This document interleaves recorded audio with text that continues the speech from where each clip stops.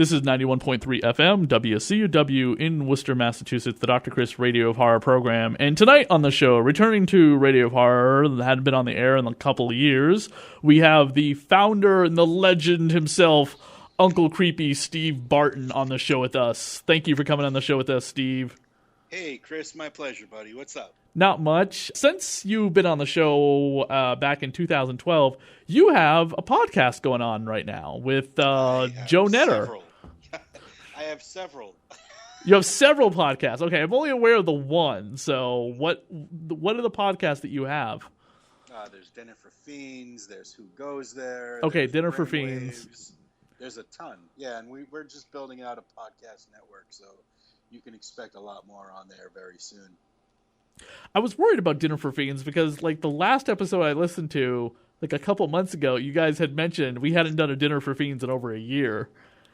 Yeah, I mean, it's just we all got really busy, and we're all at different points in different parts of the country, so it's gotten hard to nail everyone down. Some people have gotten kids, some people have gotten jobs that prevent them to call in, and you know what? I mean, I just don't want to swap out the lineup because then it's not Dinner for Fiends.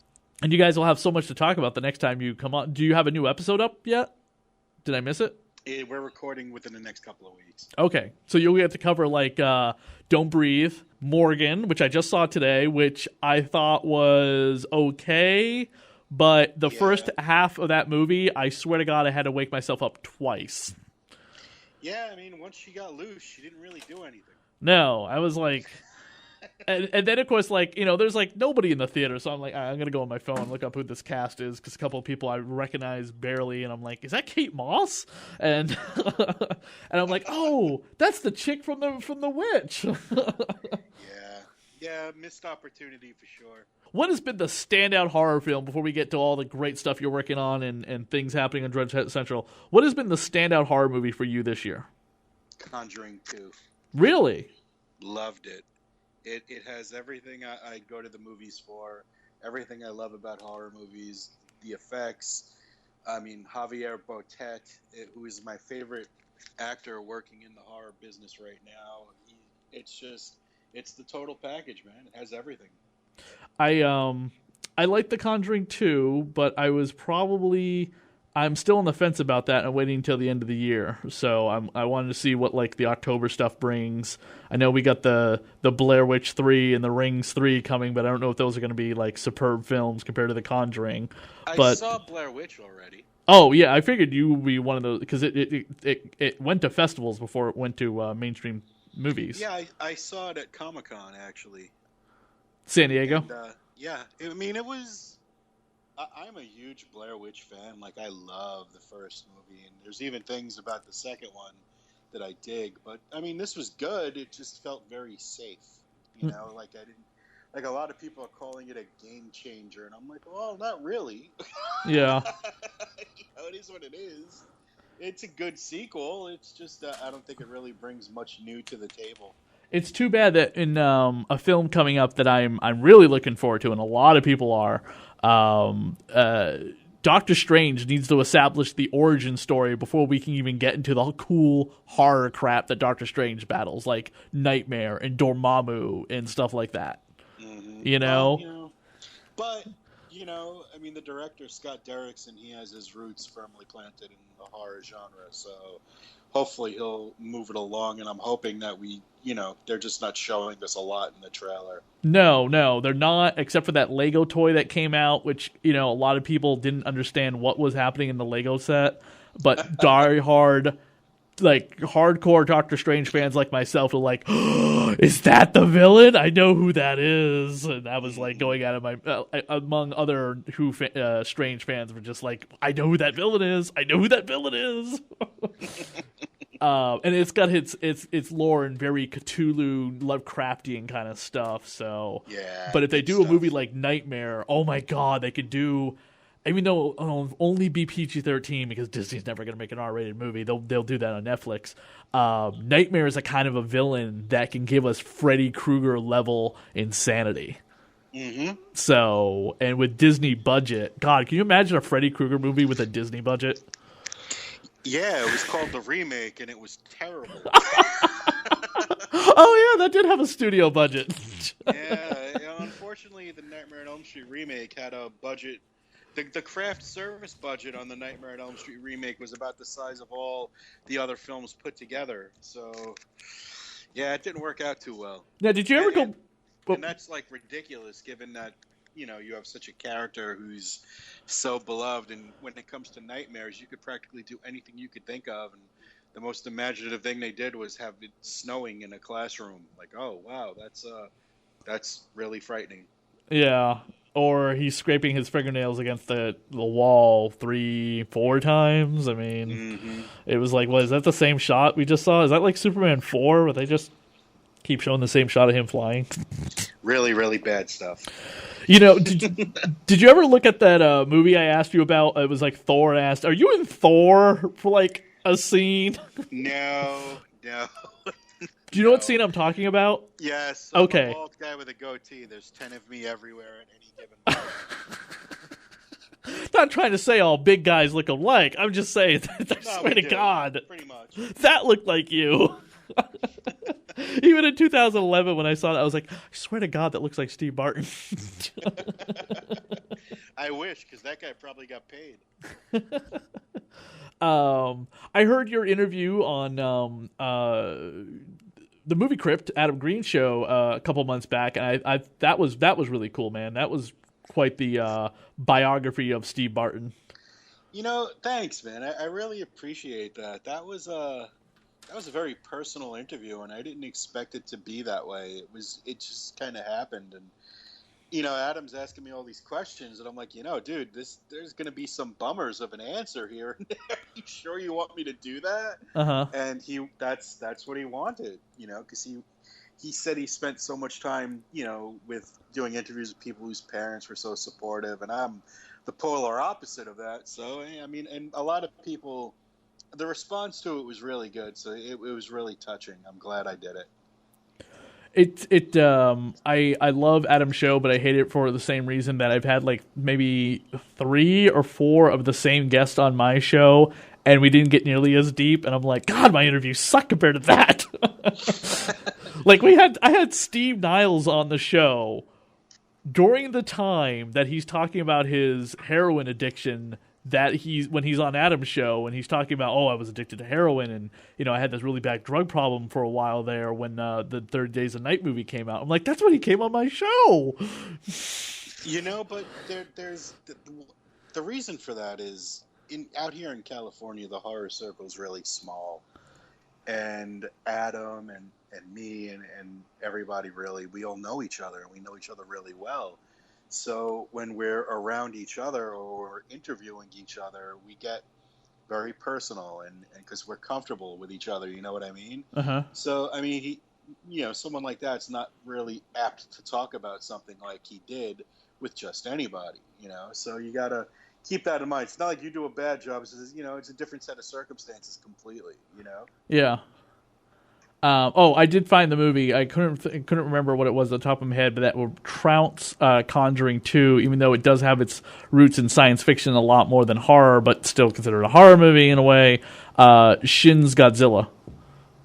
I didn't see that yet. I am going to see it October 11th, and I just cannot wait. I saw the new trailer that came out for the upcoming international release where it shows lasers coming out of his tail and his fins, and I'm like, what the fudge is this? Mm-hmm. And then, of course, I saw like a couple behind the scene photos of like how Godzilla is evolved in this and why he looks the way he does. It's not just he just shows up and this is our new design. He's gonna wreck the city. No, there's a reason why Godzilla has like the torn apart skin and stuff like that. It's Yeah, I'm already at the theater with my pants off and with a trowel of popcorn, not even a bucket, just a trowel. And I'm gonna slap a feed bag of it onto my face, and I'm gonna watch the movie. I can't wait. I hope it's PG-13 because I want my son to see this, but that thing looks terrifying. I don't want to give him nightmares. And my ex-wife being like, "What did you have him watch?" I'm like, "It's a Godzilla movie." Well, he just threw out all his Godzilla toys. No. Get real, Chris. We all know they're all your Godzilla toys. Hey, listen. I own one Godzilla toy, And if I could catalog the receipts of money I've spent on Godzilla toys from Japan for him. But that's like our one big thing we bond over. He's not into comic books, unfortunately, and video games are hit or miss depending on what the title is. But Godzilla has always been like that thing. Oh yeah, for me too, for sure. Introduced to him when he was like 3 years old because he was really big into dinosaurs and dragons, and I was just like, oh, maybe he'll like this because this is like a dragon and a dinosaur had sex, and it's Godzilla. Mm-hmm. And I threw the VHS copy of, I think it was Godzilla versus Space Godzilla in, and he's been hooked ever since. Oh, good. Raise him right. On VHS, no less. Nowadays, he's like, what's a VHS? I'm like, you watched it 6 years ago. Don't you remember when you were 2? Don't that trip you out, dude? There are going to be people out there who don't even know what a video store was. Have you ever read the book, I Lost It at the Video Store? No. Oh, my God. You should definitely read this because you probably have met some of these people, but you would relate to it. It's written by some guy. He's a film reviewer, I think, from New York, but he interviewed like Kevin Smith and Eli Roth and Darren Aronofsky and Quentin Tarantino, and they all started working at a video store long before they were making movies. Interesting. I didn't know that. I worked at a video store. What video store? I worked at 2 video stores. I worked at Medejo's Video and Parkway Video in Brooklyn. Medejo Video and Parkland Video. Parkway Video and Medejo's. Medejo's is really cool because for whatever reason, they had some Chamber of Horror set up in the basement with video games. I used to love that. Oh, that's so cool. Yeah, it was badass. Was it just like one after the other? Or did one close? You go to the other one? It was just this area set up with like electric chairs and torture devices, and had these big elaborate dummies in them. It was just really cool. And on the opposite side of the wall, there was like a string of video games. And then, of course, in the very far corner, that was the porn section. Were you working there during the VHS like boom and craze of the 90s? Oh yeah. Not saying you're old, but just saying you're older than me. No, I'm pretty friggin' old, dude. I'm in my 40s now, so yeah, I was right in that. Did you rent out laser discs? No, we didn't. We were only VHS, and it was magical, man. I'll never forget. Like, just I would wait till Tuesday when all the new releases would come in, and before I even put them on the shelf, I would just sit there and put them aside for myself. So that was cool. Now, you worked at 2 different video stores. So did one close and you go to the other one, or what? Yeah, basically. Okay. Who were the owners? I mean, what were they like? Were they just like people who just like saw a craze happening and wanted to make money on it? Or were they passionate movie lovers themselves? Well, I mean, video stores back then were a dime a dozen. I think Medejo's was more movie lovers than the actual Parkway Video. But I mean, it was a great experience, man, because it was the first. It was like some sort of weird extension of a movie theater, but it was like it wasn't in the dark, and people were just still talking about the same things. It was cool. I definitely think this book you would really love, and I'm pretty sure. Excuse me. The title is "I Lost It at the Video Store."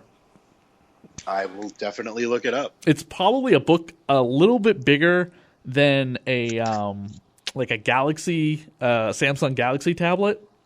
Just the bet in terms of like the size, it was like really small. It's like $25 for a hardcover, but it was like really small. And the used bookstore I was working at, which just unfortunately recently closed, we ordered it from there because like a video store back in the day, working at a used bookstore, we'd have like the catalog of stuff we could order from the company that gives us books, and I was just like, oh, we're ordering this and we're ordering this. Yeah, I mean, it's kind of sad that we're growing up in a world where kids will never have that experience. But you know what? There's so much other cool things out there to begin with. So, I mean, they're not going to be wanting for anything cool to do anytime soon. So, it's just a different world, man. I miss going to the video store and just renting a movie just because the box art was cool, you know? Yeah, and that's what they talk about in this book. I mean, God, Tarantino rips the industry a new one for today, saying that we are just going to stay at home all the time.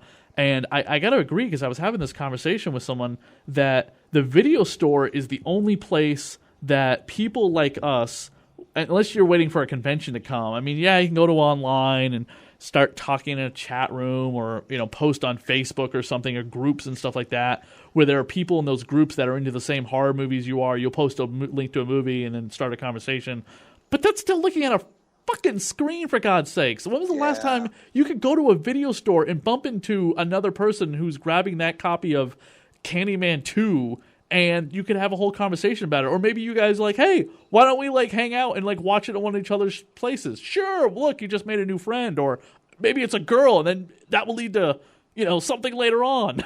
Yeah, we're missing that. We're living in a world where social interaction is just becoming rapidly more sparse.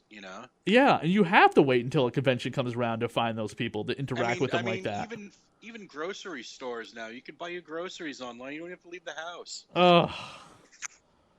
That sucks. I don't think I want my groceries delivered by a total stranger who gets the order wrong. You know what I mean? I want to go there. You miss out on all the fun grocery games, like grabbing a pack of Magnum-sized condoms and leaving it in somebody's cart. When they're not looking. There are all these fun things, or arranging the fruit like a penis. You can't do that at your house. And you won't have the thrill of going there and seeing all the Halloween stuff put up, because it's it's August. It's time for the Halloween decorations to come out. Yeah, I can't resist. Oh, man. Or it's and also, I mean, when you have companies like Barnes & Noble who are getting into records and taking records away from small mom and pop businesses that are thriving on Record Store Day, and then Barnes & Noble itself doesn't even do anything for Record Store Day. You're what the frickin' frack, guys? I know. We're mom and pop stores are going the way of the dinosaur rapidly, unfortunately. Every once in a while, in LA, there's Amoeba Records that has a lot of cool stuff. And down here in San Diego, there's this Kensington Video that has a ton of cool stuff. They're just going away, man. It's just sad. It's like seeing the last bits of movie nostalgia fade away. Yeah. It's become really irritating, because the other night I was trying to find a horror movie to watch, or just maybe not just a horror movie, but a movie to watch. And yeah, my roommate owns the house we live in, and there are 6 walls from floor to ceiling filled with DVDs, because he's a massive DVD collector. And I'll take a couple pictures and send them to you sometime. But this is just insane, his collection. But even then, it's still kind of hard to find something to watch that I either haven't seen or I'm just I'm unsure about. And it's sometimes he doesn't have everything, because the tastes are completely different. And I miss being able to go to a movie stop, which they're all now closed, or an FYE, and 90% of them are gone. Or Newbury Comics has one case, one shelf of DVDs now. They used to have 7 or 8. Now it's just one. Yeah, I mean, even physical product itself is getting less as everything goes digital, It's ridiculous. You guys, it's already started with video games. I'm much more apt to get a digital download of a game now than I am to go to the store to get it. Yeah, or you have that option when you're kickstarting it too, because I kickstarted the Friday the 13th game, which is supposed to be out in the fall, they keep saying. Yeah. In the fall. In the fall. They never say which fall. Well, they say fall 2016. They do say. I don't think it's coming that soon. You don't think so? Well, here's my question. Because you guys posted about this. What's the word on the lawsuit that's happening? It's just a mess. It's just people trying to put their hands in everything, and on the surface, it never should even have happened, but it'll get resolved in court. It's just another. I don't know why it's so hard to make a Friday the 13th movie anymore. It's there are so many different hands in the pot, and they struggle to find a script. I mean, really, you're struggling to find a script for a Friday the 13th movie? Here, let me help you. Kids go into the woods, kids die. Roll credits.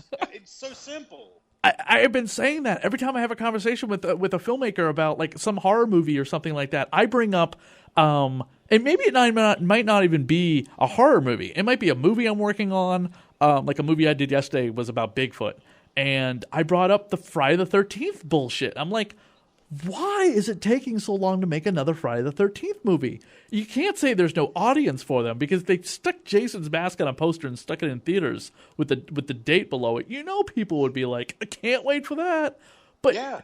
it's such a stupid, simple plot line. It's because they're overthinking it, you know? I mean, the last one, Jason was a pot farmer. He was taking prisoners. What's going on here? You know, the only good thing about the last one was Derek Mears, who played Jason. And it's just because they're just overthinking it. When we're going to these movies, we know what we want to see. We're going to see Jason kill people in hilariously ironic ways and love every second of it. We're not looking for someone to present us the works of, like, Truman Capote, okay? It's just get it done. I mean, they seem to be able to make a Leatherface movie every so often. How hard is that? Whew, that last one. Yeah, they do that. Or how about this? Phantasm hasn't been restarted. We got the new Phantasm coming out. Yeah, I'm excited for that. You know what's funny? We reported on Phantasm 5 like 2 years ago. Oh, Everybody called bullshit on us, and I was like, no, it's happening. And everybody denied it, and then, you know, out of nowhere, all of a sudden, it's finished. And I'm like, oh, gee, I wonder who saw that coming, you know? It's ridiculous sometimes. And then, of course, it comes out the same year that we lose the tall man, Angus Scrimm. Yeah. I mean, I'm very interested to see how that movie's going to play, to be honest with you. I've heard some conflicting things about it. If you buy the Scream Factory release of Phantasm 2, you get a great elementary school documentary on Abraham Lincoln starring Angus as Abraham Lincoln. That's amazing. Amazing. It's like a 23-minute film where he's playing Abraham Lincoln in this black and white movie that he did when he was in his 20s. It's just amazing. Angus was such a gentle, wonderful person. He's going to be very, very much missed. He already is. I can meet Angus Scrimm anytime I want. There's this guy at the movie theater here in Worcester, Showcase Cinema North. He looks like the tall man. In fact, he hates people coming up and asking him that because so many people do. But I swear to God, I got to get a picture of this guy. He looks exactly like the tall man. Well, now you owe it to every one of your readers to do so, and your listeners. You know? We have to see the tall man in Worcester. The infamous tall man of Worcester. He could be like the new Slender Man, dude. Yeah. Isn't that a movie coming out soon, too? Yeah, there's like 10 Slender Man Oh, movies. My God. Each one of them are shit. But isn't there a documentary coming out about the two girls who killed their classmate? Yeah, it's going to be an HBO doc. That's probably going to be the best of them all. Oh, man, I can't believe that. Yeah. That's just too much. Yeah, well, it goes to show you how stupid we've become, you know? It's just... Well, that and I think a lot of it are people who are mentally disturbed just looking for scapegoats. It's like, oh, well, horror movies made me do it, blah, blah, blah. No, you did it because you're an idiot and you're mentally disturbed. And stop trying to, like, give people reasons for crap that you did. Just own it, you know? You did it. You're a lunatic. Own it. Yeah. I mean, video games have been the biggest scapegoat for the last several years. Yeah, you know what? The music industry is taking a back seat. I'll tell you what, playing Call of Duty and shooting people in the face, that's kept me out of jail. It's the truth. You get out all your aggression, you didn't hurt nobody. It's great. What's next? PETA starts coming after Mario Brothers for stomping on turtles. Now, next for me is the PlayStation VR. I just want to sit there and walk around the Paranormal Activity house. Oh, yeah, that's happening soon. I completely forgot about that. In October. I'm looking forward to it like nobody's business. And you, a 40-something-year-old man, can also become the Batman. Oh, of course. Who doesn't? I mean, age don't mean anything, dude. I want to be hit with stimuli that I like until the day I die. I don't care how old I am. There's a great reviewer I love who mentioned a and this will segue into the VR thing. Talking about the Donald Trump porno that has recently come out, and he makes a great joke in it saying, "I saw what happens when Donald Trump becomes president. We all get to watch Dr. Strangelove for free in virtual reality. It will happen in real life." I know. And I'm like thinking to myself, holy fuck, Dr. Strangelove will come true. You know what, man? I mean, there was a good portion of people who were like, "Oh, this is kind of hysterical. What's he gonna say now? What's he gonna do next?" Do you still find it so funny? Is it still so cute now No. that you have this orange-headed monster running for president and no one's stopping him? Yeah. What we have to vote against him is not exactly No, that great no. either. I think I'm just gonna write in my vote for Godzilla and call it a day. You know what? That's what I said to everybody, but but I posted that online, and people were like, "That's still a vote for the other person in some way." Blah blah blah. I'm like, okay, you know what?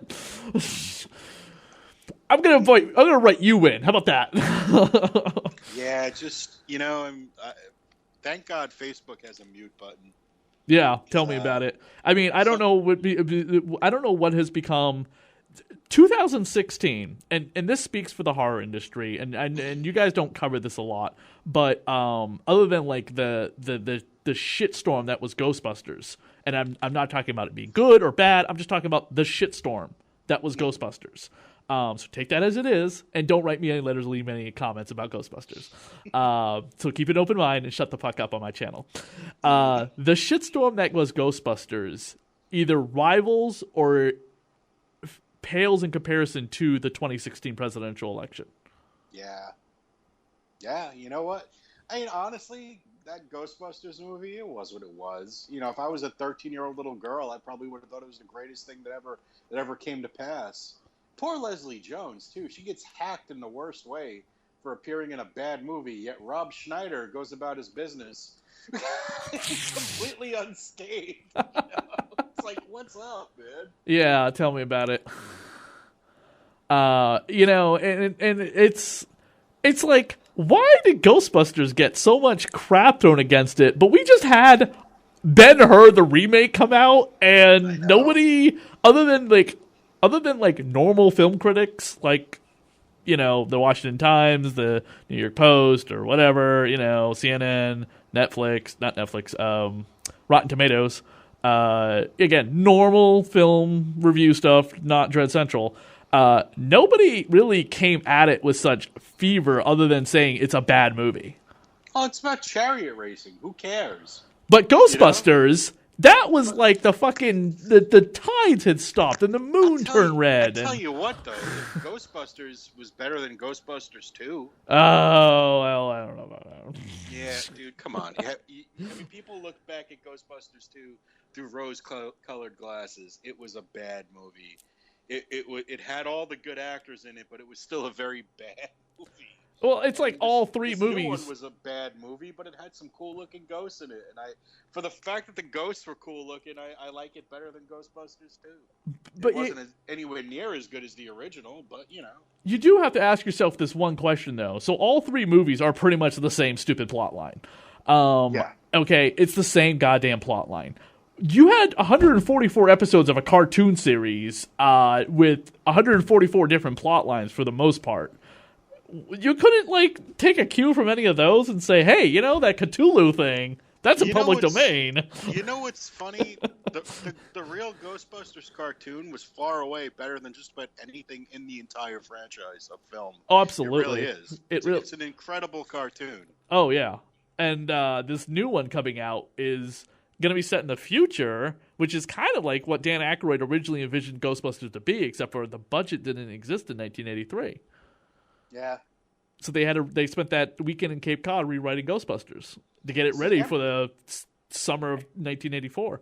But you know what? Anyone who sat there and said I would have wanted to see a Ghostbusters with, you know, elderly Dan Aykroyd, elderly, you know, Bill Murray, all they have to do is go watch that movie with Sylvester Stallone and Robert De Niro. I forget what it's, The Grudge Match or something. And see how nice it is to watch your heroes in their 70s doing their thing. It's just didn't really work, you know? Yeah. You really want to see like overweight Ray Stantz plodding around, and, you know, Venkman getting up and hurting his back. We don't really want to see that. I don't think we wanted to see the Jonah Hill, Ben Stiller Ghostbusters either. No, you got to say no to nostalgia sometimes. Just let things be what they were. And like in a year from now, no one will remember Ghostbusters. I mean, it's like, do you remember there was a Poltergeist remake last year? Yeah, unfortunately. And and then there are films that like Independence Day 2, where it happens 20 years later and absolutely nobody gives a fuck. It's like, yeah, this should have that should have come out like 2 years later, and it would have been the biggest movie ever. And yeah, it's just sometimes you just got to say no to nostalgia. Nothing good is going to come from this. The best thing we got out of the Ghostbusters remake was the return of the Ecto Cooler. Oh my God! Did you have a hard time trying to find that? Yeah. Yeah. Did you get any? Oh yeah. Okay, I just want to make sure. I have like 2 8-packs still sitting in my fridge at home. It's the best thing that came out of it. Sony spent millions of dollars on a movie, and we got a good fruit drink. That's it. By the way, the name of the trailer, if you want to look up what I was talking about with lasers coming out of Godzilla's tail and back, if you haven't seen it, Steve, is the Godzilla Resurgence IMAX trailer. No, I've seen it. Okay, you have. I've seen it many times. All right. Godzilla news don't happen without me knowing about it, dude.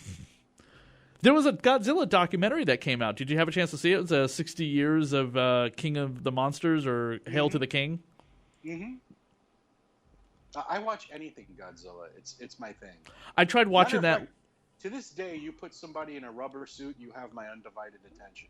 Well, I tried watching it with my son, and for a 9-year-old, it's a little on the talky side, especially considering he's having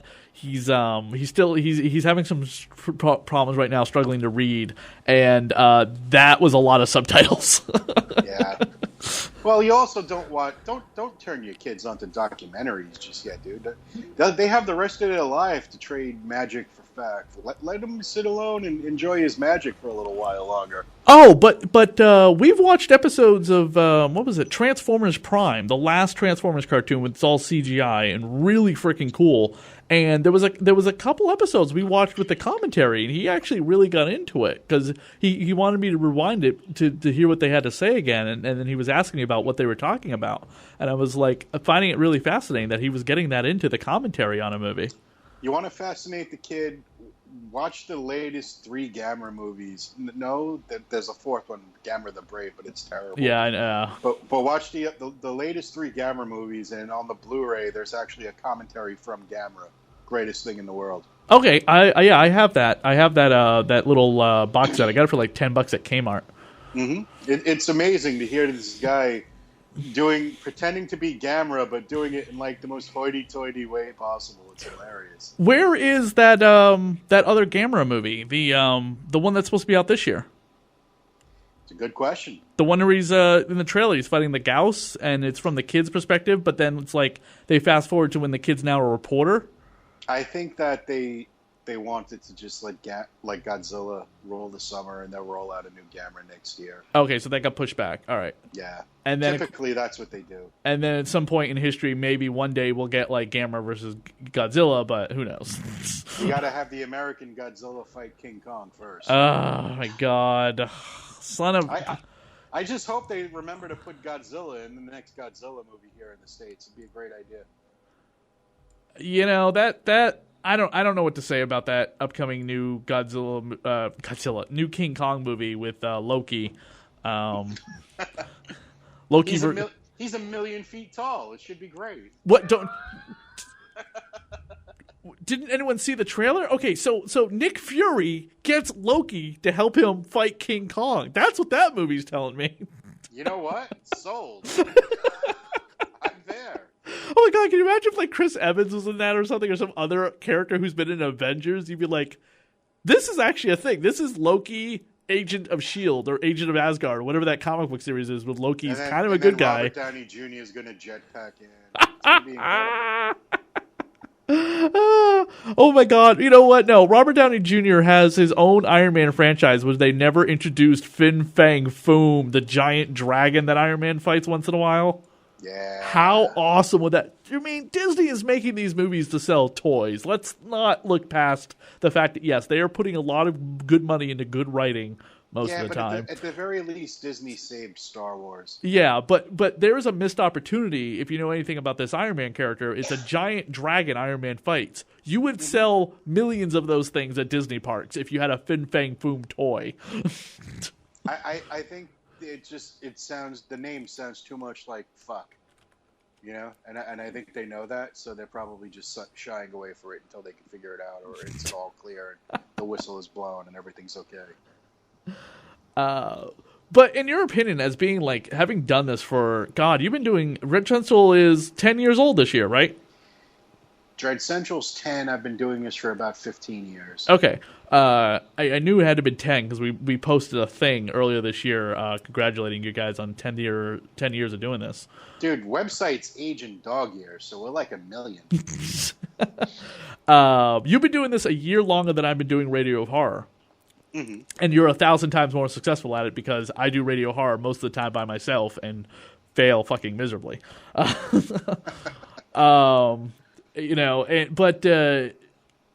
what has been the problem this year with fandom? Have you guys covered that?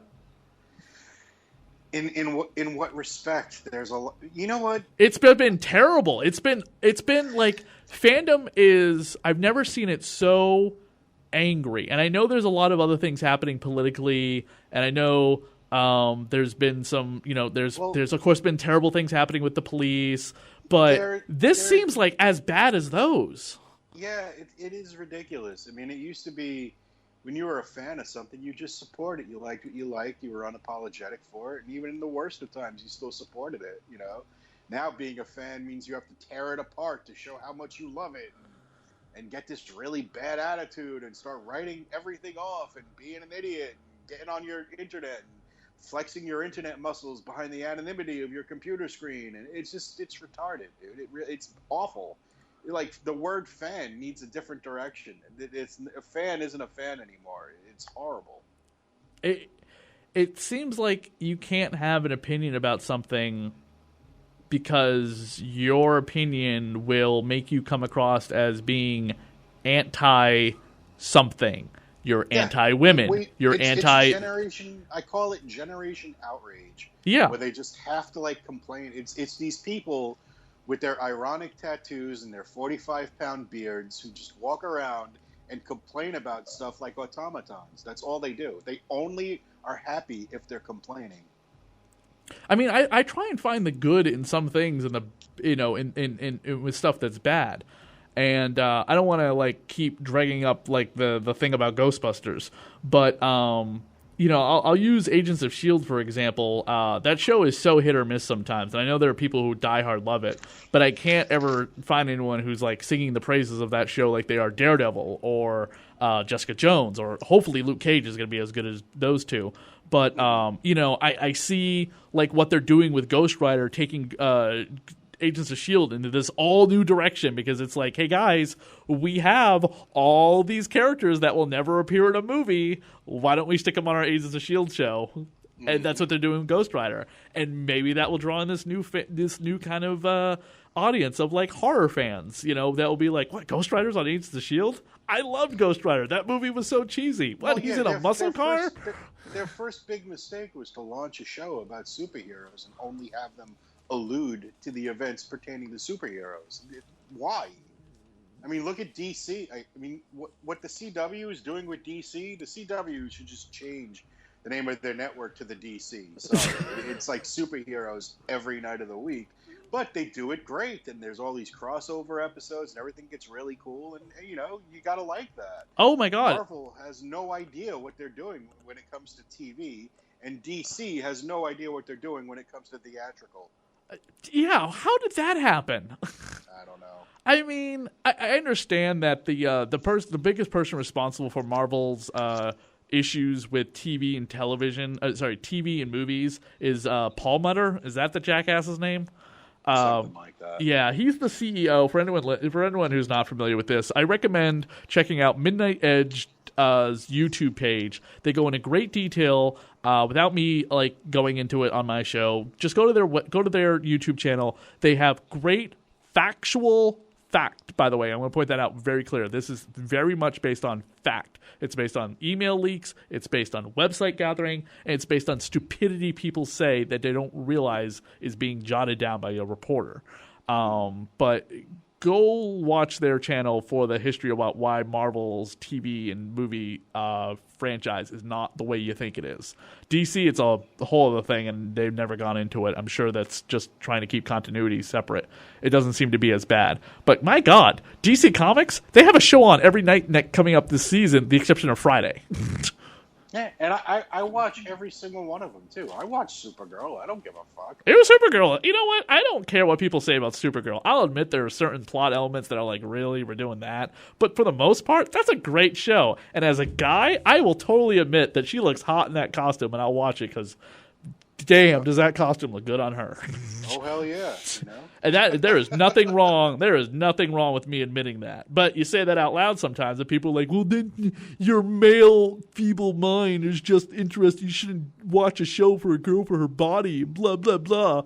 Okay, then put her in a sweatsuit with a hoodie, and see how long that audience lasts. And then you have Morgan. Oh, yeah, then you have Morgan. Who's really trying to play up that girl is supposed to be 12, and that actress is 20? We've just come full circle. We're done here. We did. We're done. All right. We talked about the site, the movies. We talked about the video games. And, of course, I will be writing you a new piece, which will be completely edited. That would be nice. Thank you. Have you seen the resurgence in horror soundtracks and how big it's been the last 2 years?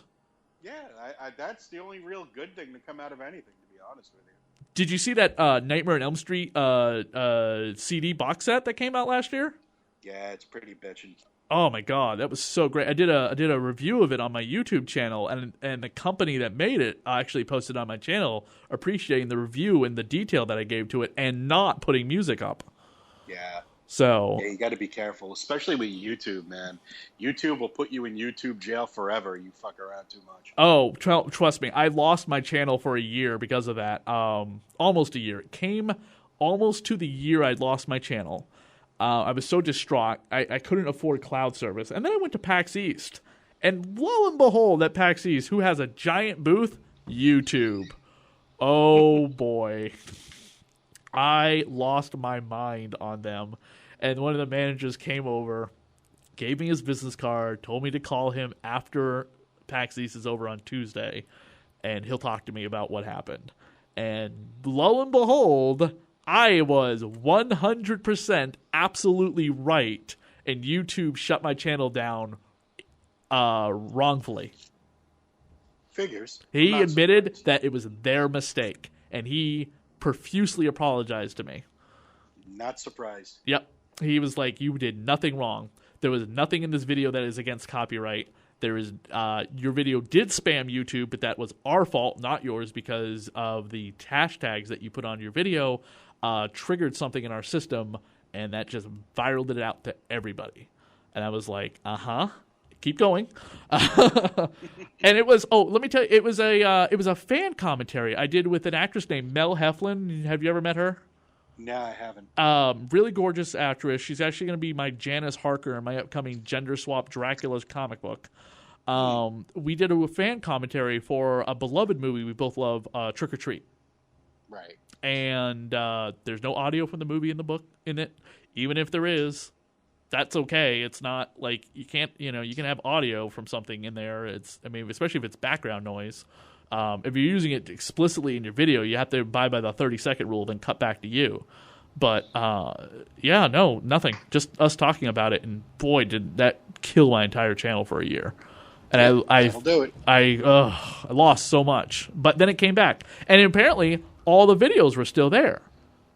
I was like, why didn't you take the videos down if you cut the channel down? Like, it goes into like a backup thing, it goes into a file somewhere.